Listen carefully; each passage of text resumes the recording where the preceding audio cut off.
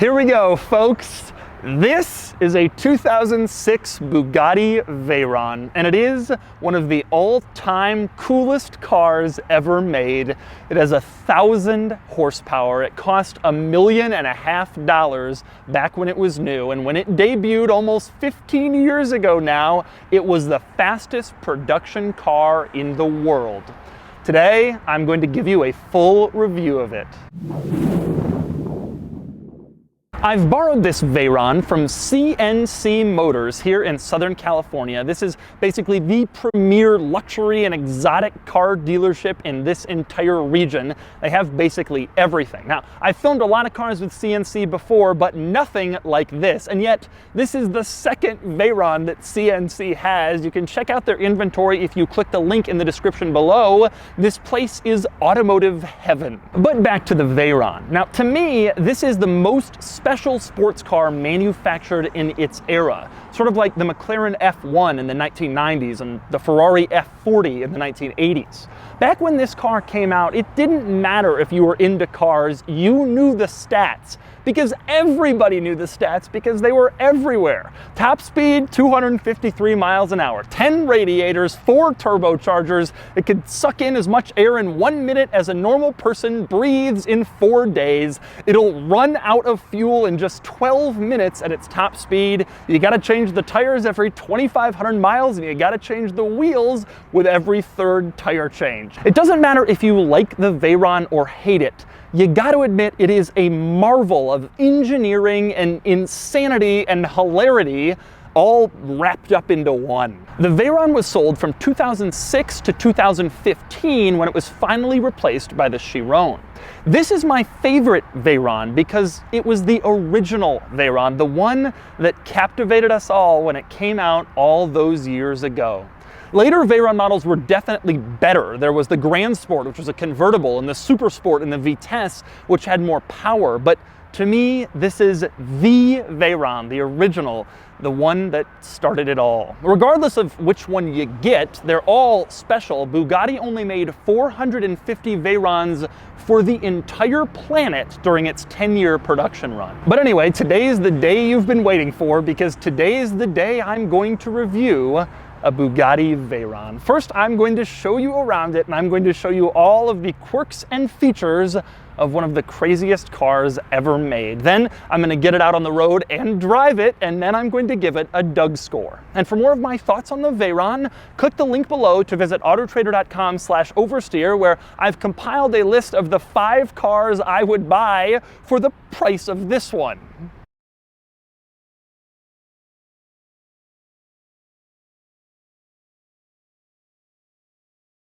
Now I'm going to start the quirks and features up front with the grille. Now you can see that the grille design is very distinctive, with sort of this half circle on the top and then it's flat on the bottom. That grille design goes back decades and decades to early Bugatti models from like the 1920s. Bugatti's race cars all had this same grille shape. And even though Bugatti has changed hands several times since then, and obviously they're now making modern cars, they kept the grille design, which is a pretty cool throwback to the old days. Now, one other interesting thing up in the front, the headlights. The headlights themselves are xenon, as you might expect from a car from this era. Interestingly, the turn signals are just halogen bulbs. You pay $1.5 million for a car and you get halogen front turn signals. Now, all the rear lights are LEDs, which was a pretty big deal when this car came out, but the front turn signals in a Bugatti Veyron are halogen, just like in most normal cars. And speaking of normal items on this car, I draw your attention to the door handle.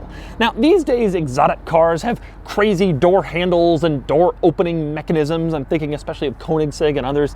But back in the day, 10 years ago, that wasn't as common. Bugatti just stuck a normal, everyday door handle in this car. You just pull it and it opens up just like every Audi, Volkswagen, and probably your car. But that's about where the similarities end between the Veyron and your car. One thing your car doesn't have, massive air intakes. Okay, there's 2 over the roof of the car, and they are huge, but that's not enough air for this thing. This is an 8-liter, 16-cylinder quad turbo. It needs to suck in as much air as it can, and so integrated into the side of the car, you have 2 additional air intakes, one on either side, so the car can just bring as much air as possible into this massive engine. And speaking of that engine, I would show it to you, but I can't.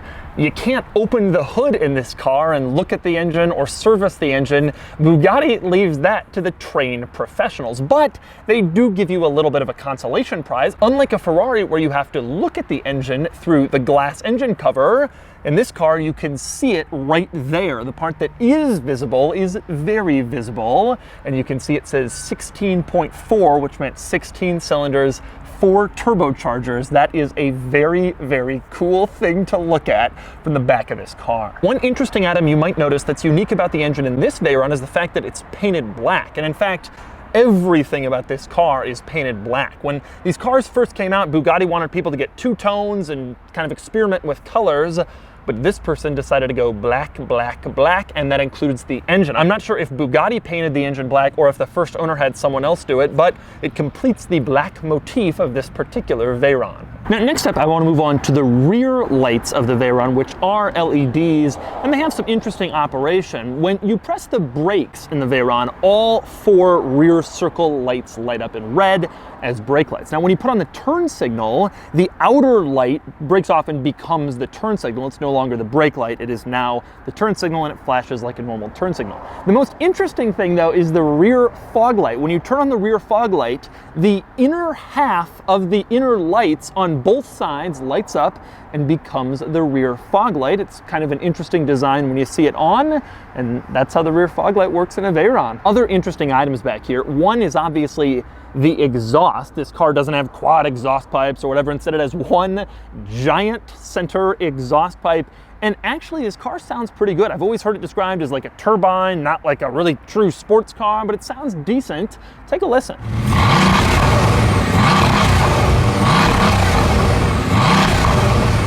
Now, another very obvious item we have to discuss is, of course, the wing, which is absolutely massive. Now, one interesting thing before I explain the wing, check this out. When you start the car, the wing kind of does a little dance. That's because it's checking to make sure it's working every time you start the car. And if it wasn't working, it would send you a little fault up in the gauge cluster to let you know the wing was broken after it does its little test. But you might be wondering, why is it so massive? Well, it doesn't have to be this big.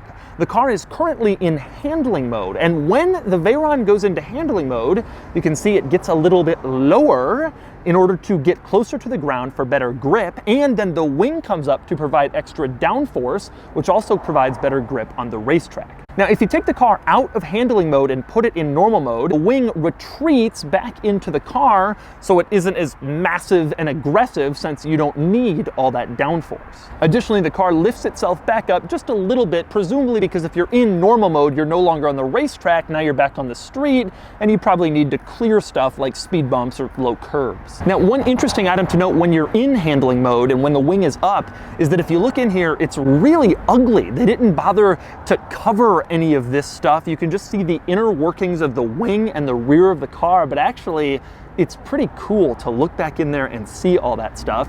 And I guess Bugatti must have figured, you know, you're only gonna have the wing up when you're in handling mode on a racetrack, ready to be aggressive and drive crazy.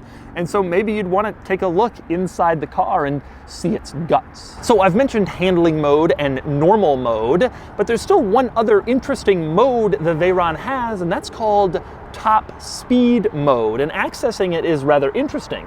When you open up the door, you look down, one of the first things you'll notice is there's a little keyhole on the floor next to the seat. In order to get the car into top speed mode, you have a special key called the top speed key that you have to insert into that little keyhole and twist to let the car know that you are confirmed that you actually want to go the top speed. If you don't stick the top speed key in, the car will not go its full top speed of 253 miles an hour. You actually have to be in that mode. And when you get into that mode, the wing goes all the way into the car. It lowers itself to be as slippery as possible so you can go as fast as you possibly can.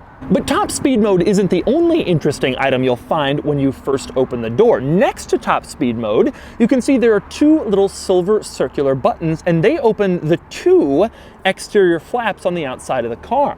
Now, one of them is the fuel tank. You press it, and then the fuel door opens up on the passenger side, and that makes sense, a flap for the fuel door. So what's the other one? Well, look at that little silver button, and you can see a little oil icon on it. Press it, and it opens the flap on the driver's side, and that's where you can add oil to your Veyron. Remember, you can't get into the engine. There's no engine cover to open to add oil, and so to make it easier to add oil rather than removing the whole piece, which you can only do in the workshop, Bugatti added an easy flap so you can just dump a bottle of motor oil in your Veyron. And the other interesting item you'll notice in the footwell area right when you open the door is that there is a little handle in the driver's footwell. You can pull it and it opens the front trunk. And so let us go see what's in the front trunk of a Bugatti Veyron. Now, to actually access the front trunk, after you pull that little handle in the driver footwell, there is a little latch here. You lift it and then you can open the front trunk right up.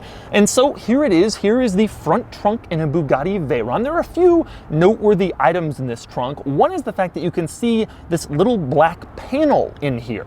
What exactly is this? Well, here's what I've learned. The United States government requires that all automakers have a little emergency inside trunk release in case you try to kidnap someone with your vehicle so they can pull the release and get out of the trunk.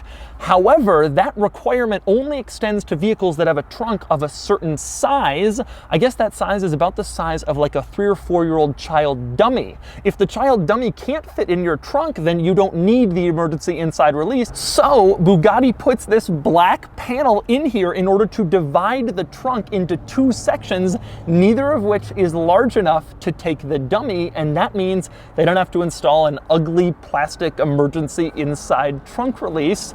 A very interesting item. Other items worth noting in the trunk, one is the little warning label above the trunk that says, "Attention!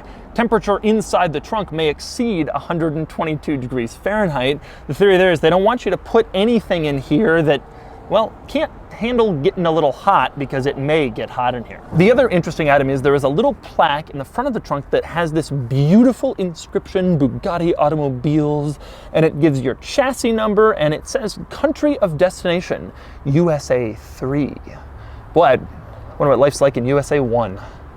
It'd be so nice to live there. Unfortunately, I'm relegated to life in USA 3. Maybe someday. Someday. Anyway, moving back to the door panel, a couple of interesting items worth noting here. One is the lock-unlock icon. It looks like a fairly standard lock-unlock icon, but the unlock part has a picture of a Veyron on it from the top down. Little details like that are what you get when you pay over $1 million for a car. Next up, onto the window switches, which look like standard window switches, except they go the opposite way. When you push the window switch down, the window goes up. Push the window switch up, the window goes down. Why? Did you do this just to be different, Bugatti? Next up, another odd item with the window. How about the fact that it doesn't roll all the way down? This is the window in its furthest rolled down position, and it doesn't go all the way into the door, which is obviously unusual for any car, and especially one at this price point. Two other items worth noting with the door panel. One is the fact that there is a little storage pocket inside the door panel of your $1.5 million fastest production car in the world. The other interesting item with the door panel is the fact that it is Alcantara. Now, that's not that unusual. A lot of cars have a lot of Alcantara stuff, but this car takes it to a whole new level.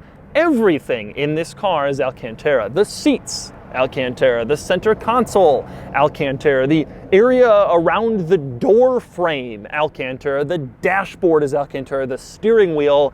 There's even some crazy Alcantara pieces. How about the fact that the window switches are Alcantara? You will never see that again.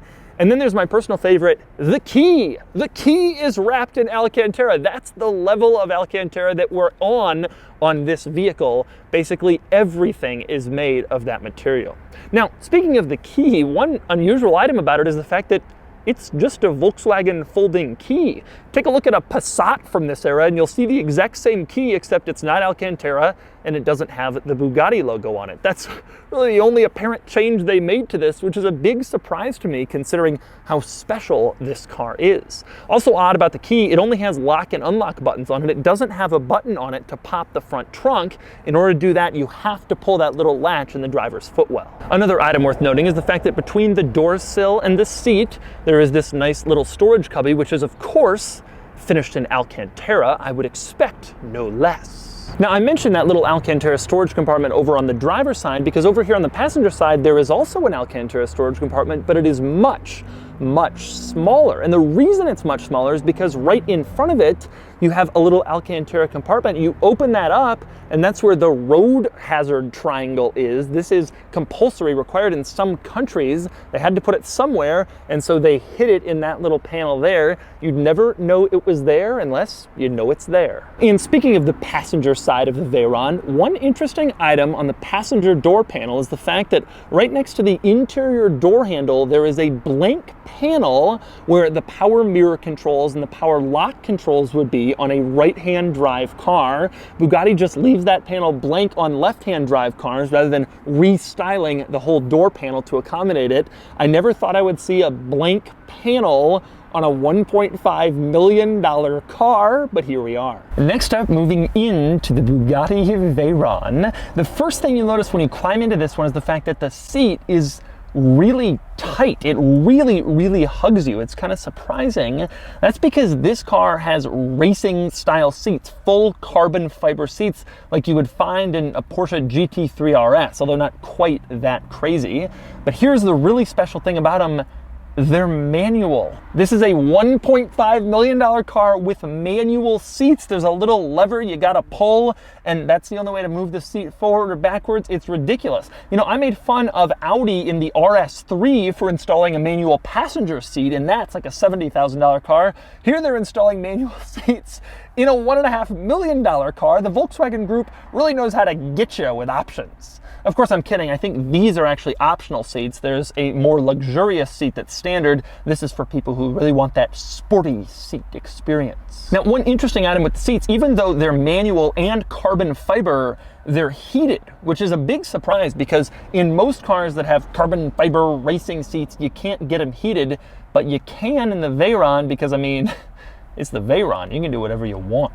Now, next we move on to the floor mats, which are pretty incredible. Generally, they just look like floor mats, but in the middle, there's this aluminum trimmed EB Bugatti logo that is just beautiful. You don't get a floor mat like that in your Acura. Now, that same material that makes the Bugatti logo in the floor mat is also used in the center control stack in this car. It's one of the few things that breaks up all the black. And the center control stack in this car, to me, is absolutely fascinating. The first fascinating thing about it is the fact that it has the same shape as the grille. Do you notice that? You got the little half circle on top, it's square on the bottom. They designed this to bring the grille shape into the car and keep that Bugatti heritage going, and that is pretty cool. Now, even cooler, around the entire center control stack is one giant grille-shaped climate control vent, which is just so cool. It's only about 1 inch wide and it goes around the entire thing, and it's just a big extra climate vent that you probably never even knew was there. I certainly didn't. In order to turn it on or off, there are these two little plastic sliders you can move up or down,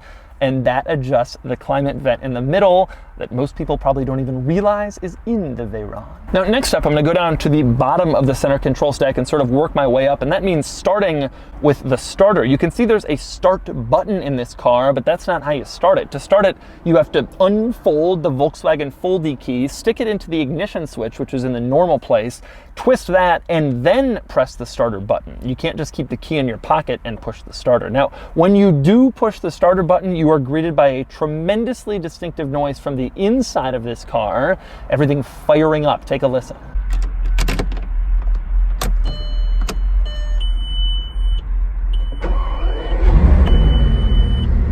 Now, next up above the starter button, you have the transmission lever, which is rather odd, and indeed it operates in a kind of a strange manner, but it's pretty intuitive once you get used to it. The transmission is always in sort of a neutral middle position. In order to move it into reverse, you move it over to the left for neutral, then down into reverse, and you're in reverse. If you want to move it over to drive, you move it to the right and you're in drive, and moving it to the right can switch between drive and sport mode. If you want to put it in park, you press the top of the gear lever, the aluminum bit, and then the car goes into park. And just like in the Chiron, this car annoys me by saying press for park, press in lowercase, park in uppercase. Why must you do that, Bugatti? Now, next up, around the gear lever, one of the items you'll notice is the heated seat controls, which are kind of odd. They're these aluminum dials, and you slide them up, and you can see the little light in the middle, which turns red, gets a little larger each time you slide it as you go for more and more heated seat. No ventilated seats in this car, just heated. Now, below the heated seat to the left of the gear lever, you have a button that says LC. That would be launch control for if you want to go faster than this car can do without launch control. To the right of the gear lever, that's the button that changes the car between normal mode and handling mode. You can see it has an arrow on the wing and arrows on the body of the car itself, since it raises or lowers the car depending on which mode you choose. Now, above the heated seat control, you will notice that in the entire center control stack, there's no screen, and that was intentional. Even though a lot of cars from this era, the mid-2000s, late 2000s, had screens, Bugatti decided against it because they wanted this car to be timeless. They wanted you to be able to show this thing at Pebble Beach in 2037 and not have to sort of explain away the ugly old touch screen that came out of cars from this era. That was actually a really good idea, because if you get into a 2006 car now and you use the touchscreen, you'll notice that it's terrible, and it would have dated this interior, but they didn't do that. Unfortunately, it didn't quite work out perfectly that the interior is timeless, because they did add a few display screens,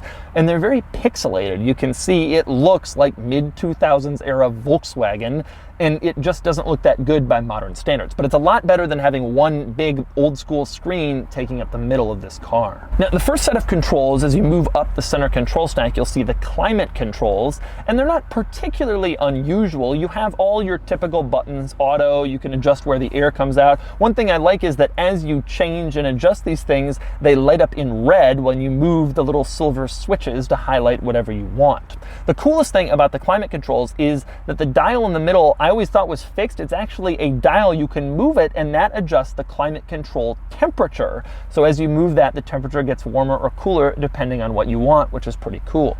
Above that, you have a little CD slot, which is just the coolest CD slot in the world. I will say, in all of Bugatti's wisdom not to put a screen in this car, they did kind of date it by sticking a CD slot in there, but at least it looks cool, even though we're no longer listening to CDs. Now, above the CD slot, you have the radio controls, and they work a lot like the climate controls. You can select various things using the little silver toggle switches, and they turn red when you select them, which is a cool little feedback to see.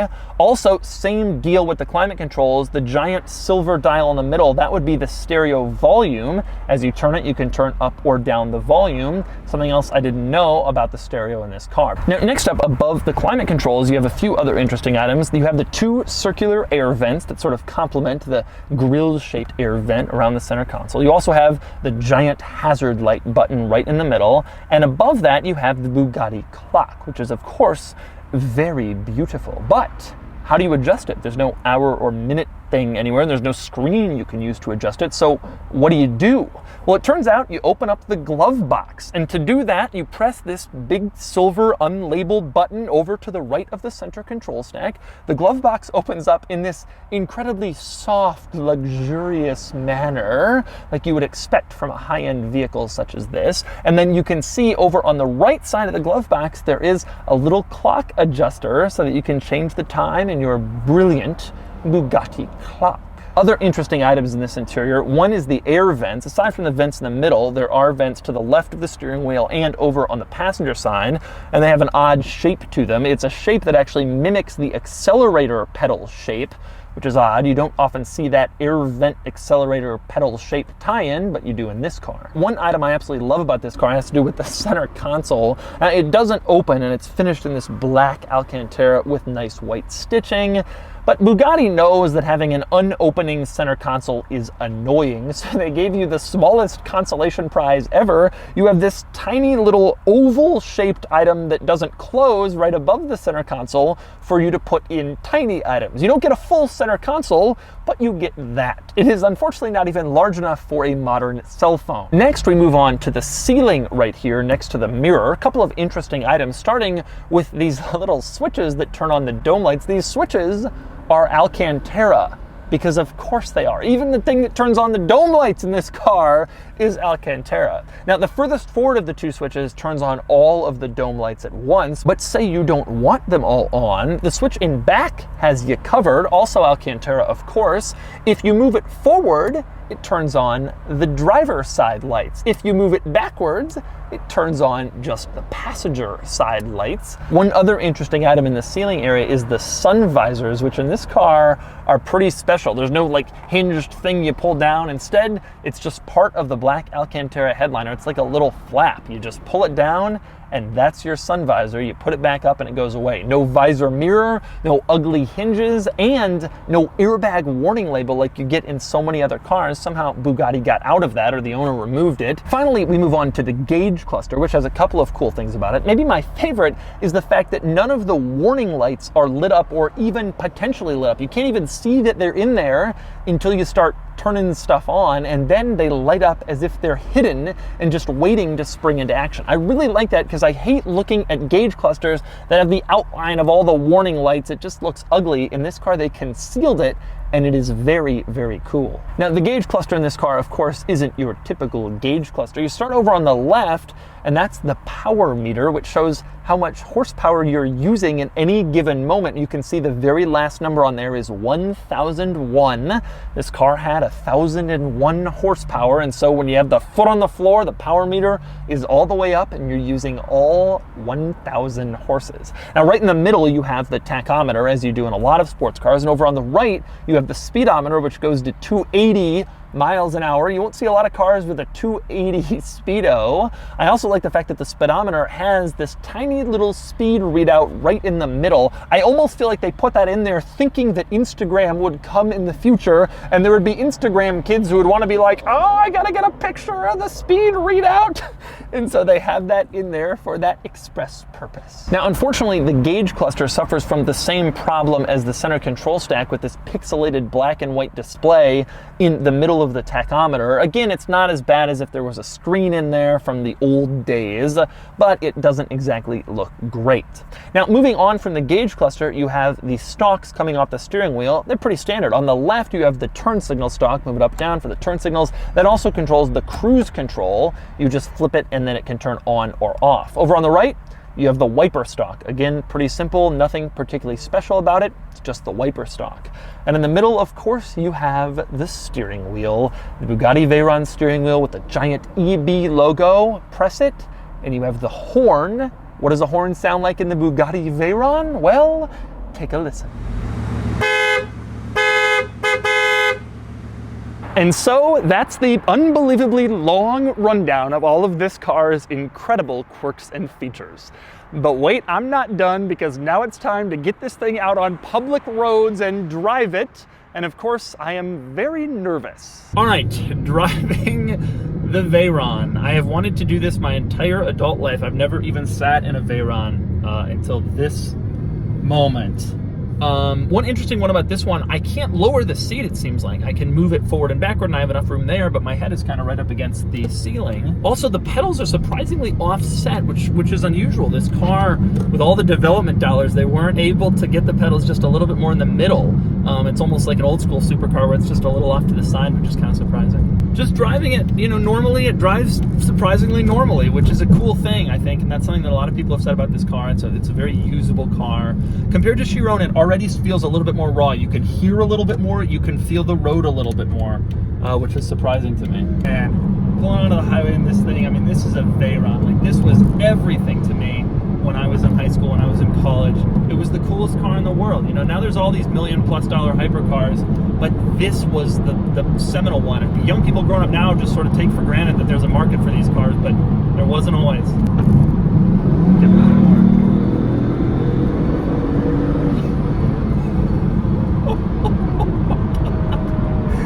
just so fast. It's so fast. It's so fast. And it's angry. This car feels a lot angrier and less refined, but almost in a good way compared to Chiron. Like, it actually feels a little bit more, you know, menacing and mad, which surprises me. It's just insane. You're just not ready for it, and it just keeps coming. That is a speed that I definitely shouldn't be going on the highway, and it just feels like there is so much more to go. Now, in terms of just sitting here, not going too fast, it's fairly surprisingly usable. Like, the seats are a little huggy, but other than that, and the headroom issue, which I imagine you could also solve if you had a seat that would sort of lower. Other than that, though, you hear more of the road than in the Chiron for sure. People say it's like this is like a Bentley, but just crazier. It's not quite. Bentleys are definitely, there's a little bit more luxury to them. Now, I am cruising at 80 miles an hour, 2,000 RPM, and the car is telling me instant MPG is 32.2, which is shocking. Now, when I put some gas on it, 8.4, 5.5. Another amazing thing to me, though, really is the fact that I kind of feel like I could drive this to a reasonable degree. I mean, you'd be scared an incredible amount of people bumping into it, of parking it anywhere, of, you know, people in traffic trying to take a picture and they run off the road. But if you could get past that, you could live with this car more than a lot of the supercars that I do.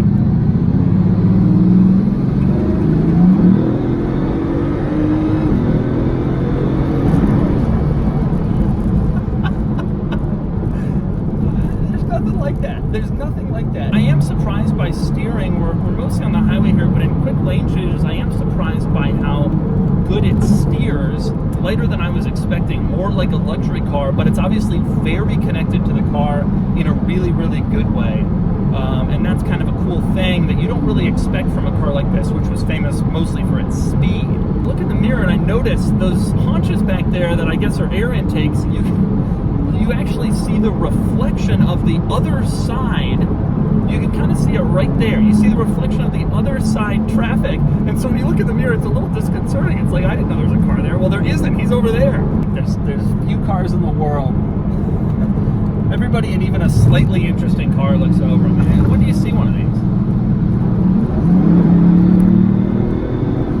Man, it's just insane how fast it is. This car was just so special to me when I was younger, and I've always wanted to drive it, and it's just amazing to actually do it. And honestly, it kind of lives up to my expectations. It's, you know, now that I've driven Chiron, it's like, well, there's a better version, but this was the original. This is where it got started, and that's really cool. And so that's the Bugatti Veyron. I already filmed the Chiron, which is the car that followed this up, came later, but to me it isn't quite the same. The Veyron blazed the trail and the Chiron merely followed it.